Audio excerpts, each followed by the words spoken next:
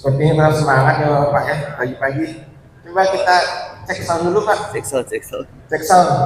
Assalamualaikum warahmatullahi wabarakatuh. Waalaikumsalam warahmatullahi wabarakatuh. Alhamdulillah. Pak Ustaz ini juga jadi semangat ya Pak. Alhamdulillahirobbilalamin.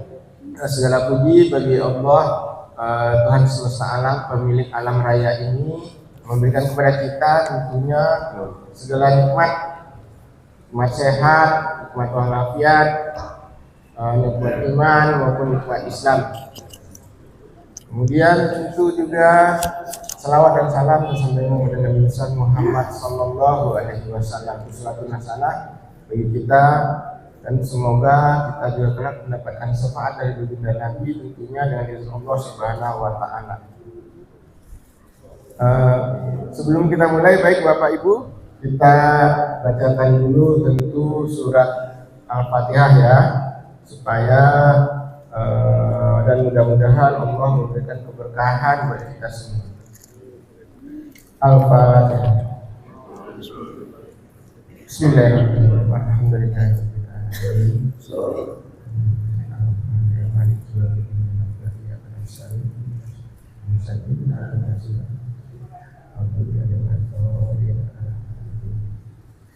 Tapi selagi sadri wa yasri amri wa hlul uqdatan min lisani yafqahu qawli. Rabbi zidni ilman warzuqni fahman. Semoga Allah memberikan kepahaman kepada kita semua dalam mengkaji ayat-ayat Allah, sunnah Nabi Muhammad Sallallahu Alaihi Wasallam. Baik Bapak Ibu, pada pagi hari ini bersama kita telah hadir Pak Ustadz Toto. Nah, beliau akan menyampaikan sebuah kitab ya, ini yang cukup bagus sekali, bisa menjadi perhatian kita, yaitu Tanbihul Ghafilin, peringatan bagi orang-orang yang lupa. Ini terima kasih banyak Ustaz yang memberikan peringatan buat kita. Kemudian untuk itu kita simak bersama ya Bapak-bapak, bisa fokus mendengarkan Pak Ustadz. Kemudian ada yang kurang jelas, setelah itu ada waktu juga untuk diskusi atau tanya jawab.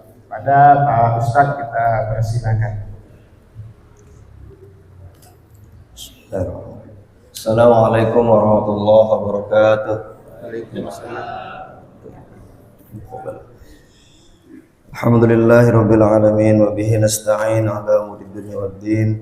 Wassalatu wassalamu ala asyrafil mursalin sayyidina Muhammadin wa ala alihi wa ashabihi ajma'in, amma ba'd. Qala Allah ta'ala fil Qur'anil Karim, a'udzu billahi minasyaitonir rajim. Bismillahirrahmanirrahim. Qul innama ana basyarum mithlukum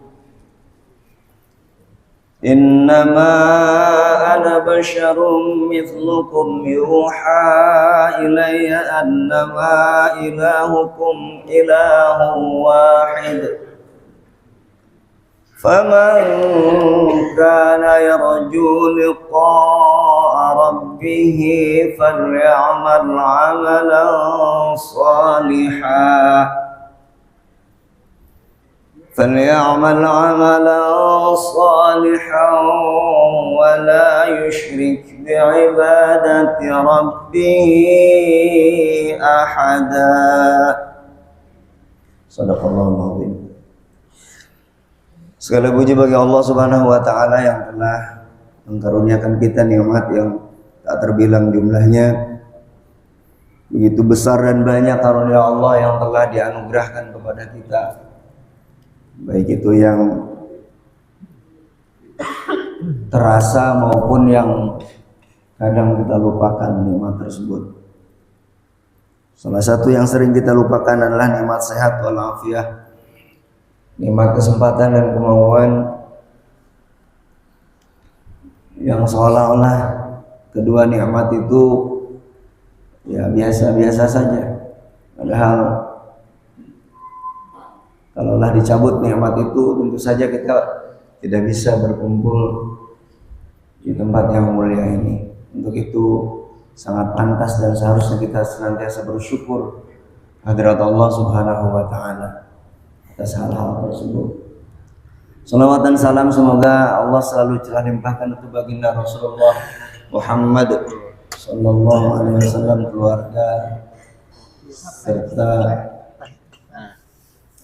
keluarga serta para sahabat serta para pengikutnya. Mudah-mudahan kita kelak di yaumul qiyamah mendapatkan pertolongan syafaat Rasulullah sallallahu alaihi wasallam. Tadi saya bacakan penggalan ayat surat Al-Kahfi ayat ke-110. Sebenarnya nadanya tadi pengen ngikutin Ustadz Maulana ya, cuman rupanya jauh panggang dari api ya. Kalau dengerin beliau tadi luar biasa ya, nggak terasa gitu. Kelas-kelas kita ini kan kelas-kelas yang akan terkesan dengan nadanya, dengan iramanya, dengan isinya yang kita nggak ngerti gitu kan. Kebanyakan kita, saya dan Anda, atau mungkin Bapak ngerti, saya enggak. Walaupun tadi ayatnya ya, campur aduk. Fa idza dzukkatil ardu dakkan dakka, ketika bumi ini dihancur leburkan, ditabrakkan satu dengan yang lain, luar biasa.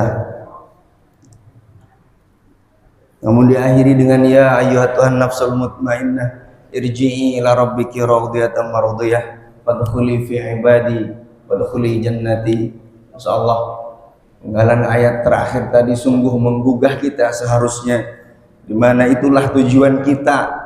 Ngapain kita enak-enak tidur, lebih baik enakan tidur daripada bangun kemudian jalan ke masjid, karena kita ingin mendapatkan panggilan ya ayyatuhan nafsul mutmainnah, wahai jiwa-jiwa yang tenang,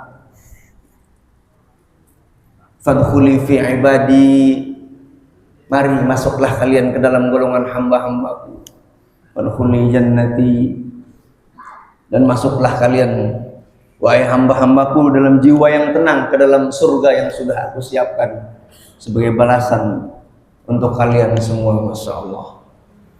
Sehingga itulah landasan kita mengapa kita melaksanakan ibadah. Kata Allah Subhanahu wa taala dalam surat Al-Kahfi tadi, qul innama ana basyarum mithlukum yuha ilayya annama ilahukum ilahu wahid. Katakan Muhammad, sesungguhnya aku manusia biasa seperti kalian, hanya saja annama ilahukum ilahu wahid. Aku diberikan yuha ilayya annama ilahukum ilahu wahid, sesungguhnya telah diwahyukan kepadaku annama ilahukum ilahu wahid, bahwa sesungguhnya tiada ilah kecuali Allah, zat Tuhan yang satu.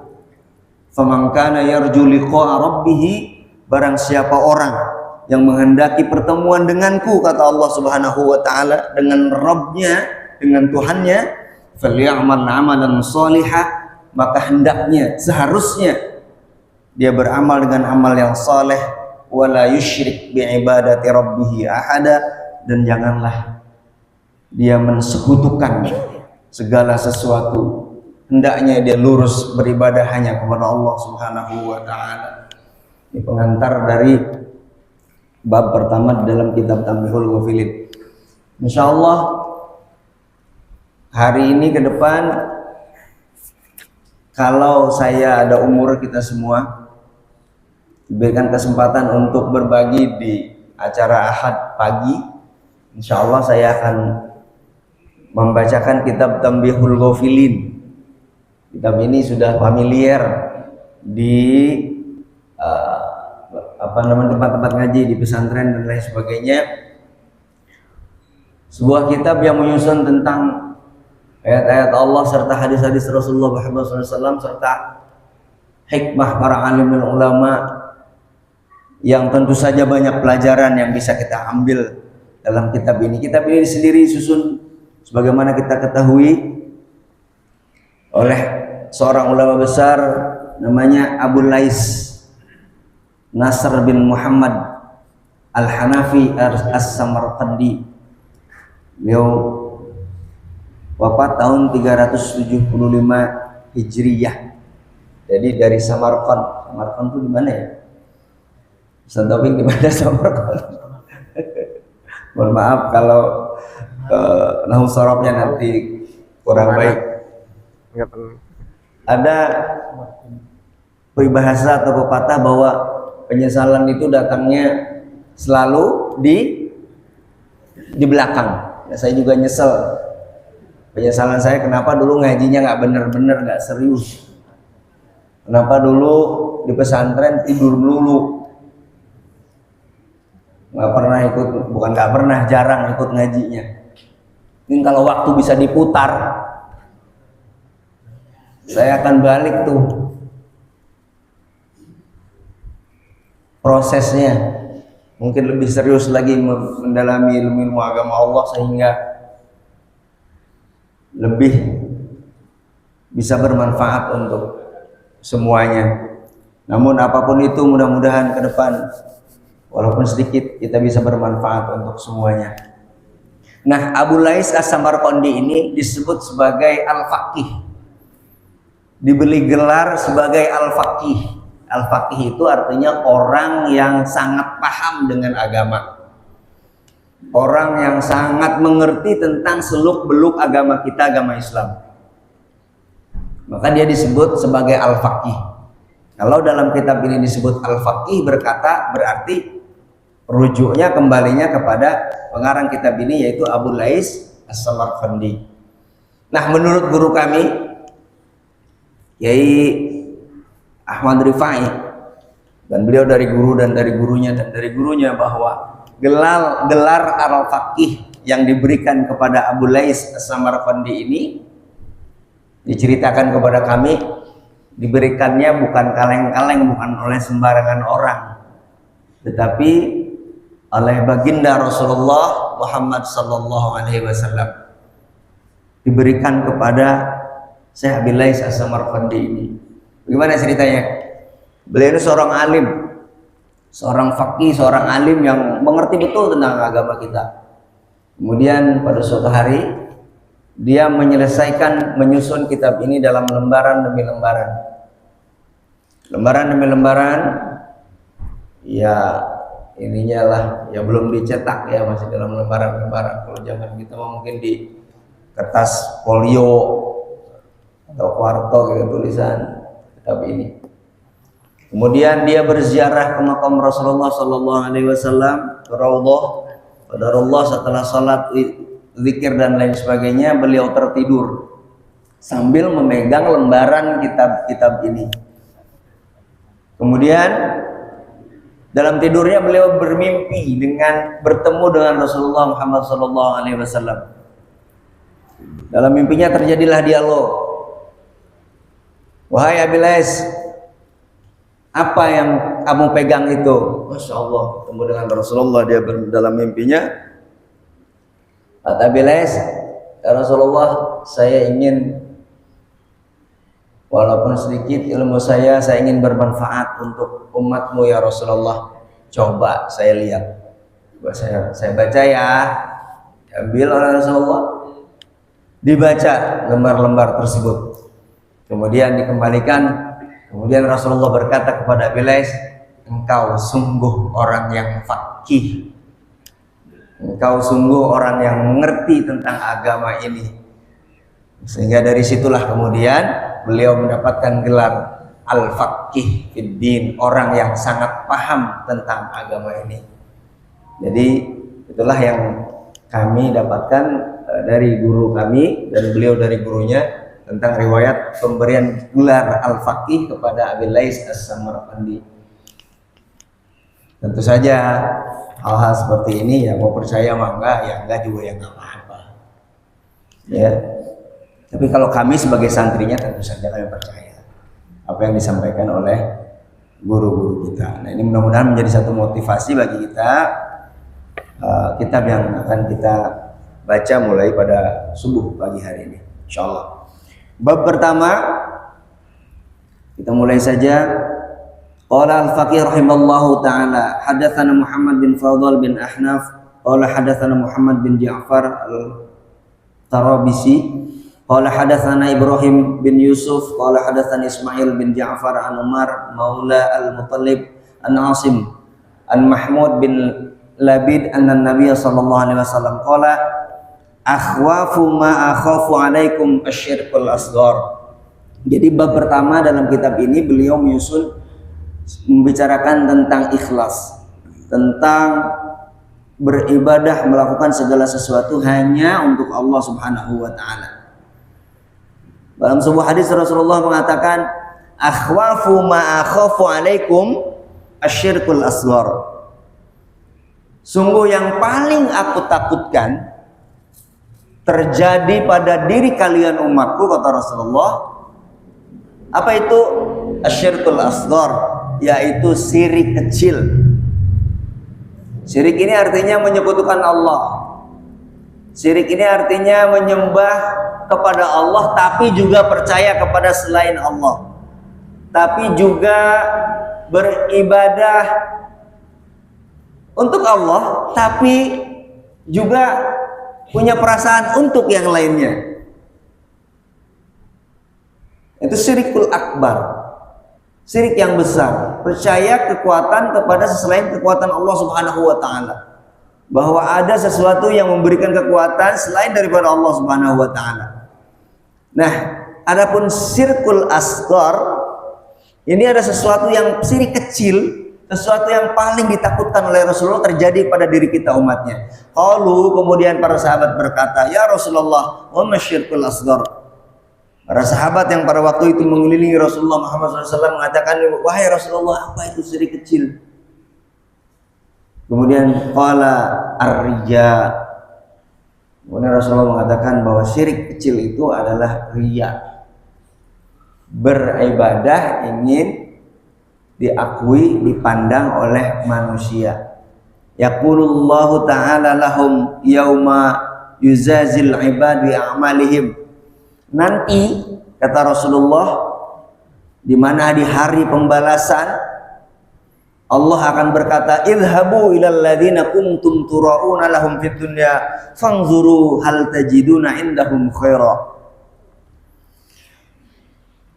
Syirik kecil yang aku takutkan terjadi kepada kalian, kata Rasulullah, adalah riya, rasa ingin diakui, rasa ingin dianggap hebat oleh manusia. Nah, kalau kita melakukan hal tersebut, hal ini ada pada diri kita, nanti pada hari kiamat Allah berkata kepada orang-orang yang tersebut, yang tadi itu, yang suka riya, yang suka pengen dialam sama orang lain dalam ibadahnya, idhabu ilal ladzina kuntum tura'una lahum fid dunya. Pergilah kalian kepada orang yang ketika di dunia kamu pengen dialam olehnya, pengen diakui olehnya. Ketika beribadah kamu pengen dilihat olehnya. Fangzuru, maka lihatlah, carilah oleh kalian, minta oleh kalian, hal tajiduna indahum khaira. Apakah orang yang kalian pengen dialam olehnya tersebut bisa memberikan kebaikan kepada kalian? Tentu saja tidak akan bisa pada hari itu. Maka ini sangat ditakutkan oleh Rasulullah Muhammad SAW, agar jangan sampai kita dalam beribadah itu terselip dalam diri kita, dalam hati kita, perasaan ingin perasaan karena manusia itu, entah itu karena kerabat kita, tetangga kita, atau bahkan karena siapapun. Maka hendaknya kita meluruskan barisan, meluruskan niat kita, melakukan segala peribadahan ikhlas karena Allah Subhanahu wa ta'ala. Termasuk sering rajinnya kita ke masjid, kita niatkan hanya untuk Allah Subhanahu wa ta'ala. Ikut kajian hanya karena Allah Subhanahu wa ta'ala, bukan karena yang lainnya. Dan hal ini bisa kita latih dan harus kita latih, agar kemudian apa yang kita lakukan mendapatkan faedah di hadapan Allah Subhanahu wa ta'ala. Qala al-faqih rahimallahu. Kemudian al-faqih, ya, kalau di sini dikatakan qala al-faqih rahimallahu, yang dimaksud adalah tadi Abu Lais As-Samarqandi, kitab ya ulama yang mengarang kitab ini. Innama yuqalu lahum dzalika li anna amalahum fid dunya kana ala wajhil khida'. Karena sesungguhnya, kenapa Allah mengatakan demikian? cari olehmu orang yang membuat kamu ria tersebut, minta balasan kepadanya. Lianna amalahum fid dunya kana ala wajhil khida, karena sesungguhnya amal-amal kalian di dunia sesungguhnya itu hanya untuk menipu. Wa yu'amiluna fil akhirah ala wajhil khida, maka kalian akan dibalas, kata Allah Subhanahu wa taala, di akhirat ini dibalas dengan tipuan pula. Wa huwa kama qala Allah taala, innamal munafiqina yukhadi'una Allah wa huwa khadi'uhum. Ini bersesuaian dengan firman Allah dalam surat An-Nisa ayat 142, innal munafiqina yukhadi'una Allah wa huwa khadi'uhum. Sesungguhnya orang-orang yang munafik, orang-orang yang di dalam hatinya tersimpan sifat munafik, seolah-olah dia menuju Allah padahal dia ingin berbuat, ingin dilihat orang-orang lain. Yukhadi'una Allah, seolah-olah dia menipu Allah. Wa huwa khadi'uhum, padahal sesungguhnya dialah nanti yang akan tertipu oleh Allah Subhanahu wa taala. Merasa amalnya sudah banyak, padahal dia amalnya tidak ada apa-apanya, karena dia memang beramal berniat bukan untuk Allah Subhanahu wa taala. Innal munafiqina yukhadi'una Allah wa huwa khadi'uhum. Sesungguhnya orang-orang yang munafik itu seolah-olah dia menipu Allah. Kenapa seolah-olah? Karena tidak mungkin kita bisa menipu Allah. Seolah-olah kita sukses menipu Allah, orang-orang yang munafik ini. Wa huwa khadi'uhum, pada sejatinya dialah orang-orang yang ditipu oleh Allah Subhanahu wa taala.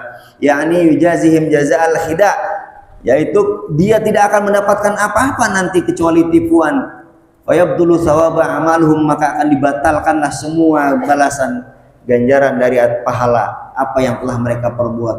Wa yaqulu lahum idhabu ilal ladzina kuntum amiltum li ajlihim, pergilah kalian wahai manusia yang munafik tadi, wahai manusia yang suka ria tadi, ilal ladzina kuntum amiltum li ajlihim, kepada orang yang ketika kalian beramal untuk mendapatkan perhatian dari orang tersebut. Fa inna la thawaba li a'malikum indi, karena sesungguhnya tidak ada balasan untuk amal-amal kalian indi menurutku, kata Allah Subhanahu wa taala. Na'udzubillah min dzalik.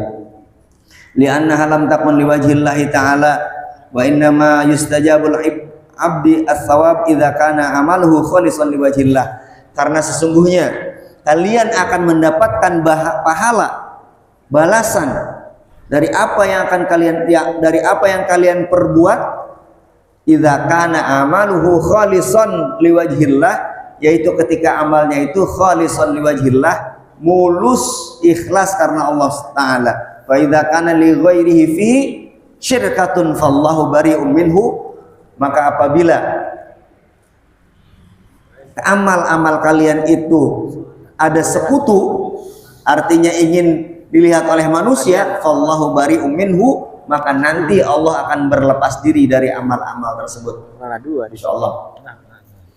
Jadi hendaklah ini menjadi perhatian bagi kita.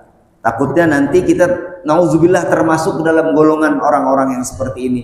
Kita udah merasa banyak amal kita, sholat kita rajin, bahkan kita ke masjid berjamaah, bahkan kita umroh bolak-bolak, jangankan setahun sekali, bahkan ada yang berkali-kali dalam setahun. Bagus, tapi ternyata kalau itu terselip sesuatu yang tidak ikhlas, fa idza kana li ghairihi, ketika hal tersebut kita lakukan bukan karena Allah taala, fallahu bari'um minhu, Allah akan berlepas diri dari hal-hal tersebut. Makanya hati-hati. Ini kita diingatkan. Dan ukurannya itu adalah hati kita masing-masing. Kita tidak bisa menuduh orang lain telah berbuat riya. Misal Pak Haji Suhardi, saudara kita, teman kita, baru pulang haji.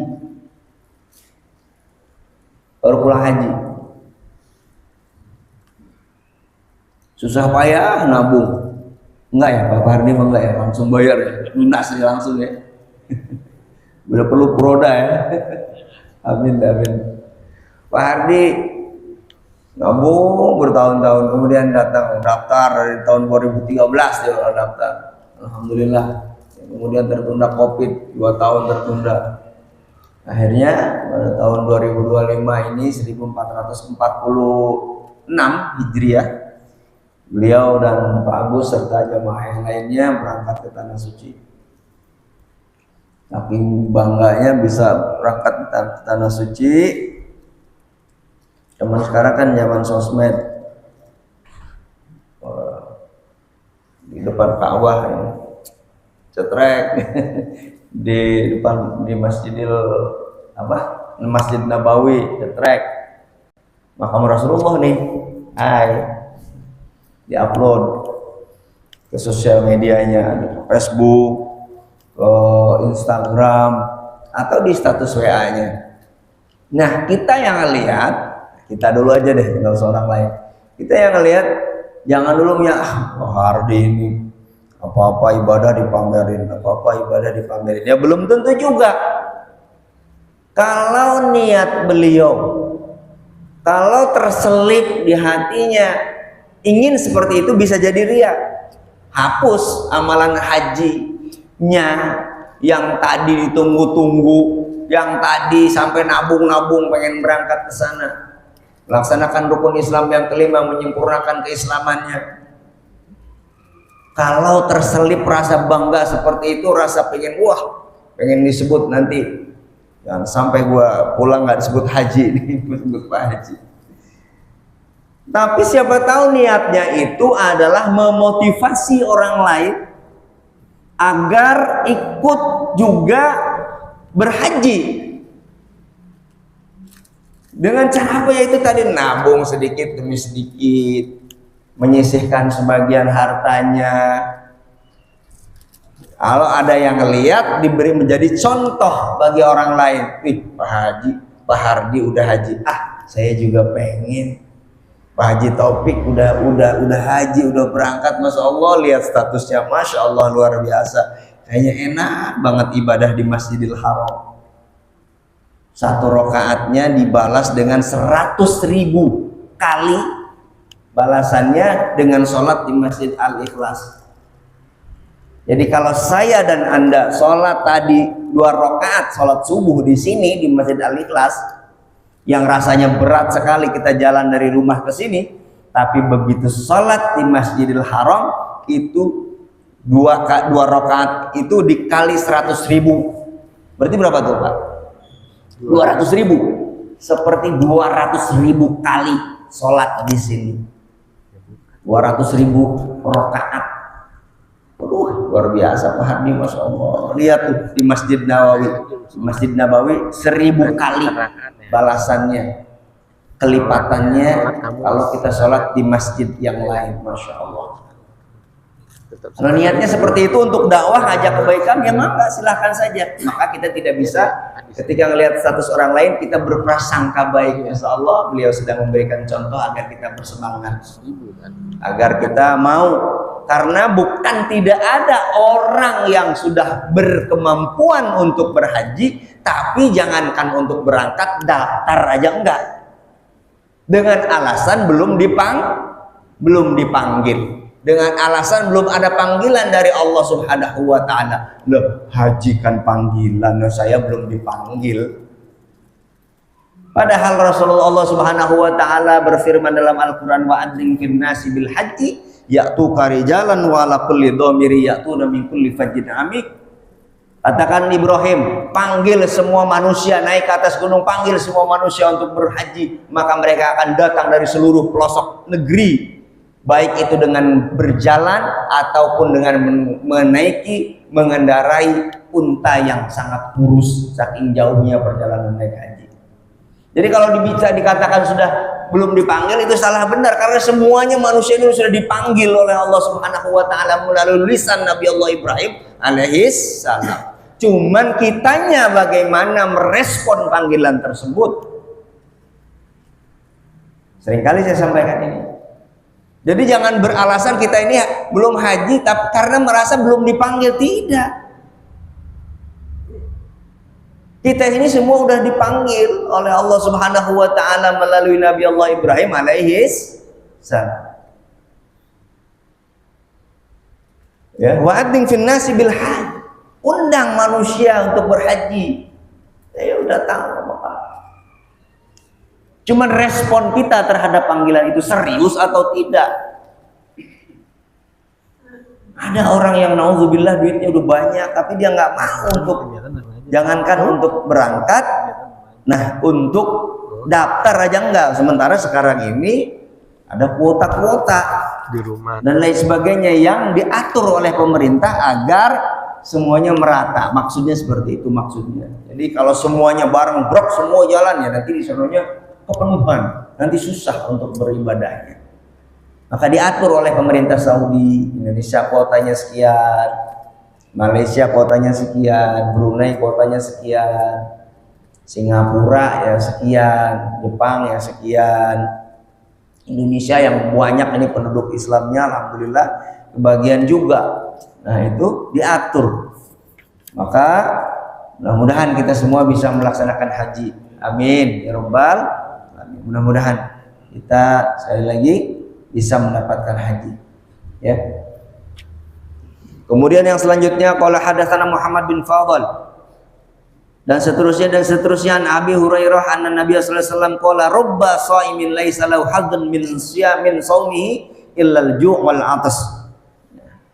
Inilah rangkaian dari keterangan tentang ikhlas beramal karena Allah Subhanahu wa taala dalam sebuah hadis yang diriwayatkan oleh Abi Hurairah bahwa Rasulullah pernah berkata rubba shaimin laisa lahu hadzun min shaumihi. Banyak sekali orang yang berpuasa tapi tidak mendapatkan apa-apa min shaumihi dari puasanya illal ju' wal 'atas, kecuali rasa lapar dan haus. Wa rubba qaimin laisa lahu hadzun min qiyamihi illa sahar.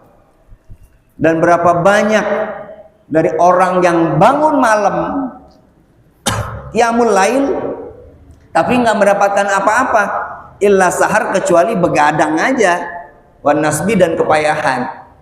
Ada rupanya. Yani idzan lakum idza lam yakun as-shaumu was-salatu liwajhillahi ta'ala fala thawabalah. yakni ketika dia beramal tadi, berpuasa, sholat bukan karena Allah Subhanahu wa taala, maka fala thawabalah, tidak ada balasan baginya. Naudzubillah, naudzubillah. Kalau sholat puasa tengah hari bolong, masya Allah panas, lapar dan haus, harus kita mengharap balasan. Tapi ada kemudian kebanggaan, mas makan mas, minum mas, walah saya lagi puasa, dengan bangganya pengen dialem oleh orang tersebut, tahu hilang tuh pahalanya. Kemudian warubba qaimin laisa lahu hadzun, orang yang malam bangun malam sholat seperti orang yang benar gitu ya, tapi besok paginya dia ceritain kepada semua orang, alhamdulillah ya di umur 50 tahun ini, 55 tahun ini, sekian tahun ini tidur udah makin dikit ya, Masya Allah, saya mah tidur sebentar sekarang mah, malam mah udah banyak isi sholat malam, alhamdulillah ya. Terselip kebanggaan seperti itu, pengen mendapatkan reward dari manusia. Nah yang seperti ini berbahaya. Tapi insya Allah kalau jamaah ikhlas, karena udah diingetin terus, sama-sama mengingatkan, kayaknya wajahnya wajah ikhlas semua ya kalau beribadah ya, sesuai dengan nama masjid kita, Masjid Al-Ikhlas. Jadi insya Allah, nah ini kenapa kita ingatkan terus ya, supaya dijaga keikhlasannya, kemurnian ibadahnya, tujuan ibadahnya supaya diingetin terus, supaya dijaga ya. Jadi nanti mudah-mudahan segala amal ibadah kita akan mendapatkan balasan dari Allah Subhanahu wa taala. Karena kalau tidak, ini berkenaan juga dengan surat Al-Furqan ayat 23. Ya. Wa hadza kama ruwiya an ba'dil hukama annahu qala masalu may ya'mal al-ta'at liriya wa sum'ah kama sali rajulun kharaja ila suq wa mala'u ayyasuhu khosatan. Perumpamaan orang yang beramal karena riya, ini ada contoh nih dari Syekh Abu Lais As-Samarqandi, yaitu seperti orang, diperhatikan baik-baik, seperti seseorang yang keluar menuju ke pasar dan sakunya dipenuhi oleh kerikil, penuh oleh kerikil, ya. Oh, dia pergi ke pasar, penuh sakunya penuh oleh kerikil. Kemudian orang-orang itu ngelihatnya, wah mantep tuh si Hasan pergi ke pasar. Kalau zaman dulu kan itu ke pasar, kalau sekarang mah ya nggak bawa duit juga nggak apa-apa ya Pak Ruspi ya, ada e-money, uang digital, nggak kelihatan kita bawa duit, tinggal berapa juta berapa miliar juga keluar. Kalau zaman dulu diibaratkan seperti itu, orang yang keluar menuju ke pasar kantongnya penuh dengan kerikil. Ma'amla'u kaisun hadzal rajul fala manfa'ata lahu sawa maqalatun nas. Seolah-olah di hadapan manusia itu orang ini mantap banget gitu ya. Pasti dia bisa membeli apa saja dengan uang yang penuh di dalam kantongnya. Walau arada ayyashtari bihi la yu'ta bihi syai'an. Padahal kalau dia mau membeli sesuatu dengan apa yang ada di kantongnya tersebut, nah yang nggak bisa, karena itu hanya kerikil belaka, tidak laku, bukan uang. Kadzalikal ladzi amala lirriya wa sum'ah la manfa'ata lahu min amalihi syai'an. Tidak ada manfaatnya sama sekali. Yang dipandangkan manusia tadi seolah-olah dia bisa membeli apa saja dengan sesuatu yang ada di sakunya tadi. Dianggapnya uang, padahal dia tidak bisa memanfaatkannya sama sekali, nggak laku sama sekali. Jangankan dibelikan emas permata, dibelikan roti satu potong aja nggak bisa. Karena apa? Karena hanya kerikil saja. Maka waqaddimna ila ma amilu min amalin faja'alnahu haba'an mansura. Karena tadi dia hanya mengisi sakunya dengan kerikil, di mata manusia dia keren banget gitu. Oh, lihat tuh sakunya si Hasan, masya Allah, sakunya Pak Hasan ini luar biasa, penuh banget gitu. Dia mendapatkan pujian memang dari manusia.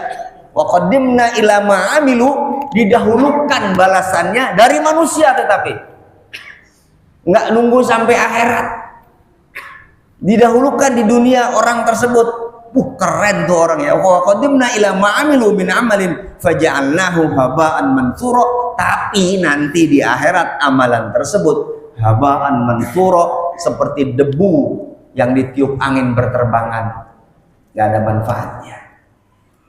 Insyaallah. Nauzubillah. Surat Al-Furqan ayat ke-23.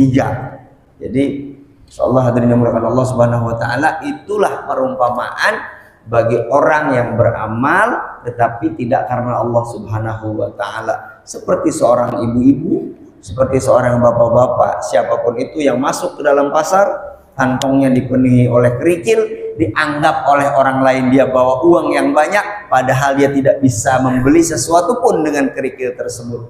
Dia hanya mendapatkan pujian dari manusia, sedangkan dari Allah Subhanahu wa taala faja'alnahu haba'an mansura. Amal-amalnya tersebut akan menjadi debu yang berterbangan. Nauzubillah. Mudah-mudahan kita terhindar dari mempunyai sifat riya ini. Nah, mungkin pada pagi hari ini sampai di sini pembahasan kita, masih tebal ini. Rutin aja nggak tahu berapa waktu ya. Tapi mudah-mudahan ini menjadi saksi kita untuk mengkaji ilmu-ilmu agama Allah Subhanahu wa taala. Mudah-mudahan kita diberikan umur panjang dalam keadaan sehat walafiat, sehingga kita senantiasa bisa mendekatkan diri kita kepada Allah Subhanahu wa taala. Demikian, kurang lebihnya mohon maaf. Assalamualaikum warahmatullahi wabarakatuh. Waalaikumsalam warahmatullahi wabarakatuh. Alhamdulillahirabbil alamin. Demikian tadi penyampaian beberapa ayat-ayat suci Al-Quran, hadis-hadis dari Nabi yang disampaikan oleh Pak Ustaz Taufik. Nah, mungkin ada poin penting yang bisa kita ambil, yaitu mengenai syirik. Nah, syirik ada syirik besar dan syirik kecil. Yang paling ditakutkan juga salah satunya adalah syirik kecil ya Ustaz ya. Contohnya tadi riya. Misalnya kita beribadah atau melakukan hal-hal kebaikan yang ingin terbersit di hati kita, dapat reward dari manusia. Semoga kita bisa terhindar dari hal itu. Bisa mungkin ada waktu sedikit sebelum itu. Bapak Ibu ada yang kurang jelas, ada waktu untuk tanya jawab. Mungkin ada yang mau nanya, mungkin dia ada curhat ini dari sini kecil. Sebelah kiri Pak Hendro nanya Pak. Oh, gue katanya enggak. Ibu-ibu mungkin ada Bu. Nanti dapat pahala ngaji ya. Nggak nanya juga, insya Allah Pak Bu dapat pahala semuanya dari Allah Subhanahu Wa Taala kalau ada. Ada. Ada mic-nya mana ya? Bentar, ada mic.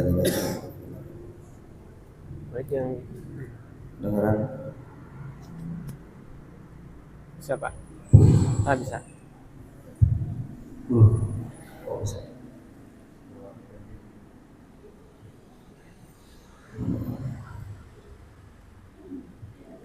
Nanya Pak. Nanya. Silakan Bu. Waalaikumsalam warahmatullahi wabarakatuh. Pak Ustadz, zaman sekarang ini kan hampir semua orang punya HP. Apa nih HP? Dan kayaknya HP, ATM itu kan kayaknya kalau kita bawa rasanya kurang gitu. Kayaknya aduh ada yang ketinggalan gitu. Iya. Baik itu HP atau ATM kayaknya harus ada di dompet kita gitu.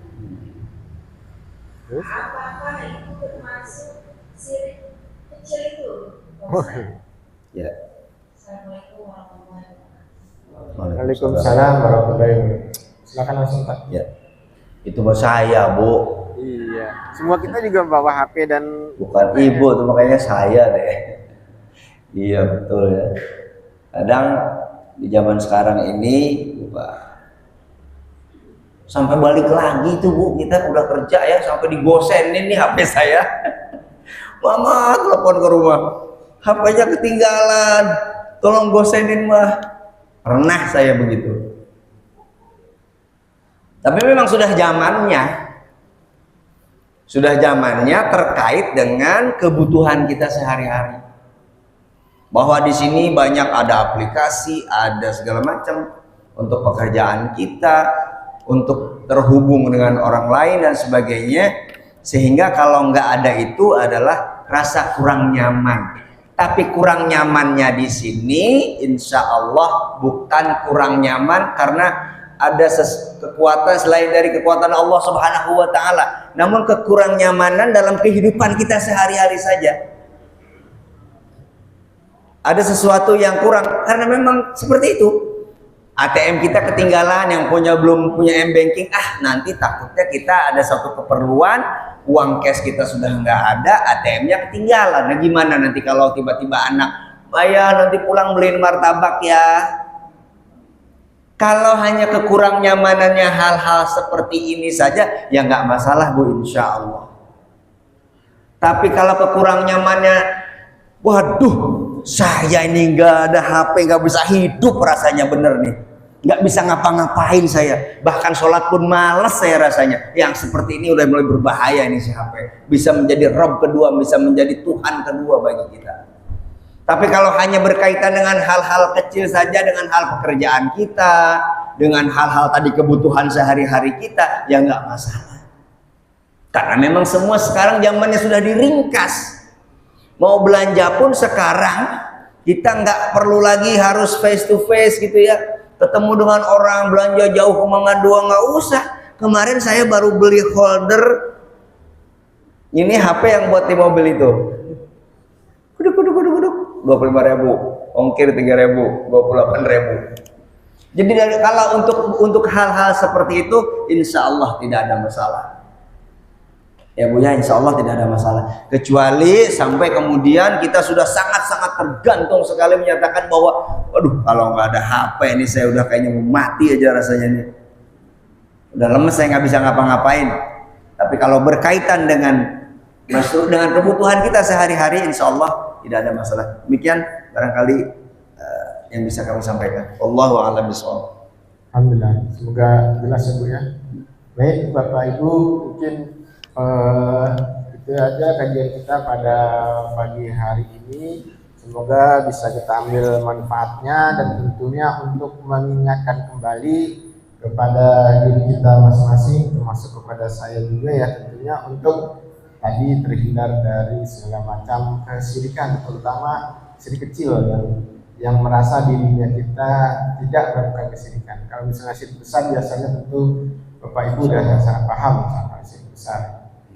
Ini yang syirik kecil ini ya tadinya yang sangat ditakutkan juga oleh Nabi. Kita tutup saja kajian kita dengan hamdalah dan doa kafaratul majlis. Alhamdulillahirabbil alamin. Subhanakallahumma wa bihamdika asyhadu an la ilaha illa anta astaghfiruka wa atubu ilaik. Wabillahi taufiq wal hidayah. Assalamualaikum warahmatullahi wabarakatuh.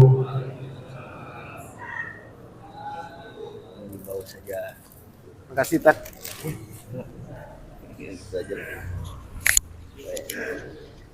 Pada ini ya, pada.